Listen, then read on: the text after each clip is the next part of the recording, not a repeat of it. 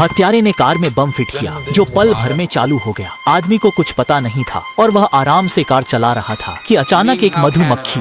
आदमी ने हाथ हिलाया लेकिन हवा के खिलाफ चलने की उसकी कोशिश बेकार गई। गुस्से में भड़का आदमी कार को सड़क किनारे रोक देता है और पागलपन से नाचने लगता है। लेकिन उसने नहीं देखा कि कार के पीछे छुपा बम वाला आदमी अचानक इंश्योरेंस बैटल पर आ गिरा और उसके जूते भी उड़ गए। दूर के हत्यारे ने विस्फोट देखा और सोचा कि मिशन पूरा हो गया है, लेकिन कैसे? हमने भी नहीं सोचा था कि आदमी इस पल बम विस्फोटित हुई कार के सामने खड़ा होगा। अभी भी अंधेरे में खुद को शांत रखने की कोशिश कर रहा था। सोचा भी नहीं था कि अगले दिन जब आदमी फिर गाड़ी चलाने निकलेगा तो वही कातिल फिर प्रकट होगा। इस बार कातिल ने बिना सोचे समझे बंदूक निकालकर कल की असफलता को एक साजिश मानते हुए गोली चला दी। इस बार गोली सीधे मार्क के पेट्रोल कंटेनर से टकराई जो कि सड़क पर फैलने लगा। लेकिन मार्क फिर से केवल पेट्रोल निकालने में व्यस्त था। फोन पर बात करते समय ध्यान ही नहीं दिया कि खतरा करीब आ रहा था। पत्नी से बातचीत के कारण वह उलझन में था। जैसे ही उसने सिगरेट को जलाने की कोशिश की, बिना सोचे समझे ही सिगरेट को फेंक दिया। Bye bye.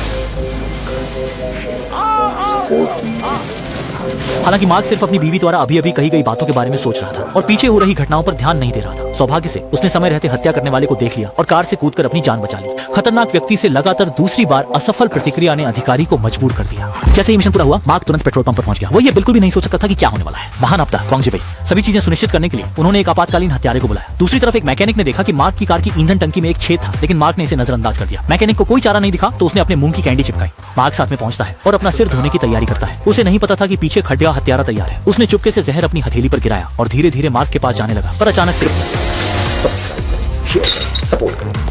और शुरुआतकर्ता होने के नाते मार्क को अब भी कुछ पता नहीं था। उसने बस अपने बाल ठीक किए, टोपी पहनी और जाने के लिए तैयार हो गया। एक अच्छा मौका फिर से उसके हाथ से निकलने वाला था। तभी हत्या करने वाला बमुश्किल टायरों के ढेर से बाहर निकला। उसके हाथ की ट्रिगर को अचानक दबाया और सीधे टायर को उठ डाला।